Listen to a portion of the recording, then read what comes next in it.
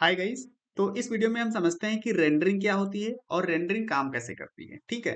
तो अगर यहाँ पे सिंपल वर्ड में मैं बताऊं कि रेंडरिंग क्या होती है, तो रेंडरिंग से सिंपल सा मतलब ये है कि आपने जो भी नेक्स्ट.जेएस में कंपोनेंट्स बनाए हैं, जो भी आपने कोड लिखा हुआ है, ठीक है, उस कोड को जनरेट करके आपके ब्राउजर में एक यूजर इंटरफेस को रेंडर करना ही रेंडरिंग कहलाता है। ठीक है। जैसे कि यहाँ पे अगर इसकी डेफिनेशन को देखो तो rendering in the Next JS refer to the process of generating the user interface, right, from your code, transforming your components and data into the visible web page that user interact with। ठीक है, कि आपने जो भी यहाँ पे code लिखा और कोड को उसने क्या किया, उसने जनरेट किया, ट्रांसफॉर्म किया और उसको आपके वेब ब्राउजर में, जो भी आपका ब्राउजर है उसमें उसने रेंडर करा दिया, जिससे कि आपका वेब पेज दिखने लगा। ठीक है, जो भी आपने कोड लिखा था, चाहे उसमें आपने फॉर्म बनाया हो या फिर एक बटन बनाई हो, राइट, वो वहां पे रेंडर हो जाएगा। ठीक है, तो इसे ही सिंपल रेंडरिंग कहते हैं।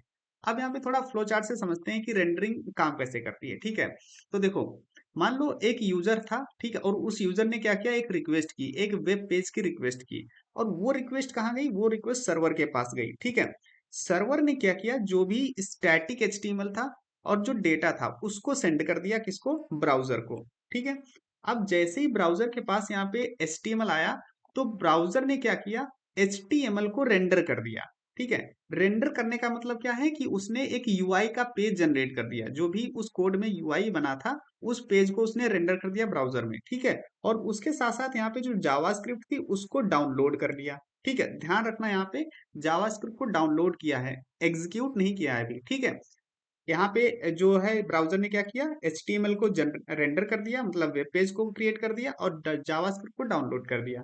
अब जैसे ही यहाँ पे एचटीएमएल रेंडर होगा, वहां पे यूजर को क्या होगा, हमारे ब्राउजर में उसको यूआई दिखने लगेगा, कि यूआई में जो भी आपने बनाया, चाहे वो फॉर्म बनाया हो आपने, ठीक है, चाहे वो बटन्स बनाए हो, ठीक, वो सारी चीजें, चाहे डेटा हो, ठीक, वो सारी चीजें यहाँ पे दिखने लगेंगी उसको। ठीक है, लेकिन वो इंटरेक्ट नहीं कर पाएगा। User can see the HTML page with data without interaction. ठीक है, मतलब वो इंटरेक्ट नहीं कर पाएगा। इंटरेक्ट का मतलब आपने अगर कोई क्लिक इवेंट लगाया होगा या फिर कोई स्क्रॉल इवेंट लगाया होगा, ठीक है, यानी जावास्क्रिप्ट के जो भी एक्शंस वहां पे अगर आपने बनाए हैं, तो वो उससे नहीं, उसको परफॉर्म नहीं कर पाएगा, क्योंकि यहाँ पे सिर्फ अभी जावास्क्रिप्ट डाउनलोड हुई है, एग्जीक्यूट नहीं हुई है। ठीक है, अब जैसे ही यहाँ पे हमारी जो पेज है हमारा एचटीएमएल का, वो रेंडर हो जाता है, उसके बाद यहाँ पे जो जावास्क्रिप्ट होती है उसको लोड करता है, उसको एग्जीक्यूट करता है ब्राउजर। ठीक है, अब जैसे यहाँ पे जावास्क्रिप्ट एग्जीक्यूट हो जाती है, वैसे वैसे ही हमारा जो वेब ब्राउजर होता है वो हमारा वेब पेज दिखा देता है विद इंटरेक्शन के साथ। वहां पे यूजर इंटरेक्ट कर सकता है उस वेब पेज के साथ, क्लिक कर सकता है, स्क्रॉल कर सकता है। मतलब स्क्रॉल करने मतलब आपने अगर स्क्रॉलिंग इवेंट लगाया है या कोई दूसरा होवर इवेंट लगाया है जावास्क्रिप्ट का, ठीक है, तो वो सारी चीजें यहाँ पे कर सकता है, जितनी भी जावास्क्रिप्ट की एक्शंस वहां पे परफॉर्म कर सकता है, राइट। तो ये होती है हमारी रेंडरिंग प्रोसेस। ठीक है, कि रेंडरिंग कैसे काम करती है।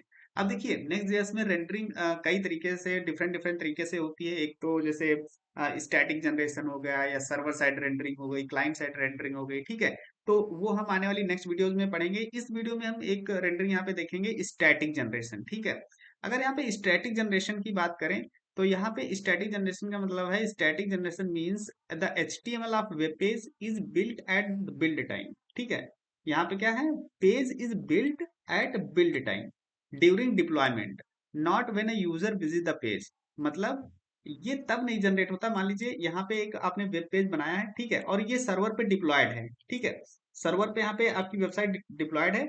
अब जैसे यहाँ पे सर्वर पे डिप्लॉय करोगे, वैसे ही हमारा जो एचटीएमएल होता है, अगर यहाँ पे फ्लो चार्ट में देखोगे कि यहाँ पे आपने एक सर्वर पे अपनी नेक्स्ट की एप्लीकेशन डिप्लॉय की, जैसे ही आपने ये कमांड चलाई, नेक्स्ट बिल्ड, ठीक है, तो आपकी एक बिल्ड बनेगी नेक्स्ट की, और वो सर्वर पे डिप्लॉय हो जाएगी। अब जो डिप्लॉय होगी सर्वर पे, वहां पे क्या होगा, जनरेट करेगा एचटीएमएल।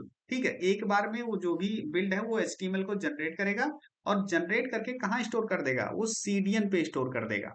ठीक है, कंटेंट डिलीवरी नेटवर्क, ठीक है, वहां पे एज अ स्टोर कर देगा, ऐसा कैश्ड। ठीक है, अब जैसे ही कोई यूजर यहाँ पे रिक्वेस्ट करेगा एक पेज की, ठीक है, तो वो पेज कहाँ से आएगा, वो सीडीएन से आएगा, कैश से आएगा, बार बार वो जनरेट नहीं करेगा। ठीक है, तो इसे स्टैटिक जनरेशन कहते हैं, मतलब डिप्लॉयमेंट के टाइम ही वो जनरेट कर लेता है और फिर उसको ही सर्व करता रहता है, जैसे जैसे यूजर क्या करते हैं, रिक्वेस्ट सेंड करते रहते हैं। ठीक है, तो इसे स्टैटिक जनरेशन कहते हैं।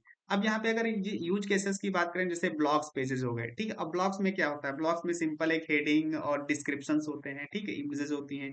तो वो क्या है, वो चेंज नहीं हो रहा है, होता है डेटा, एक बार अगर लिख दिया गया तो बार बार वही रहेगा सेम, ठीक है। तो ये ब्लॉग पेजेस, डॉक्यूमेंटेशन पेजेस हो गए जैसे, ठीक है, मार्केटिंग पेजेस हो गए, राइट। तो जहाँ पे कंटेंट स्टैटिक है, ठीक है, वहां पे स्टैटिक जनरेशन होता है बिल्ड टाइम पे, ठीक है, जहाँ पे डेटा फ्रिक्वेंटली चेंज नहीं हो रहा होता है, ठीक है। ये फास्ट होता है, सीओ ऑप्टिमाइज्ड होता है, फास्ट ऑब्वियस फास्ट होगा ही, क्योंकि यहाँ पे जो कोड होता है हमारा वो पहले ही बिल्ड टाइम पे ही जनरेट हो जाता है, फिर उसको वो सर्व करता रहता है सीडीएन से कैश के फॉर्म में, ठीक है। तो इस तरीके से यहाँ पे काम करती है स्टैटिक जनरेशन। तो आई होप यहाँ पे आपको समझ में आएगा कि रेंडरिंग क्या होती है, स्टैटिक जनरेशन क्या होता है, ठीक है।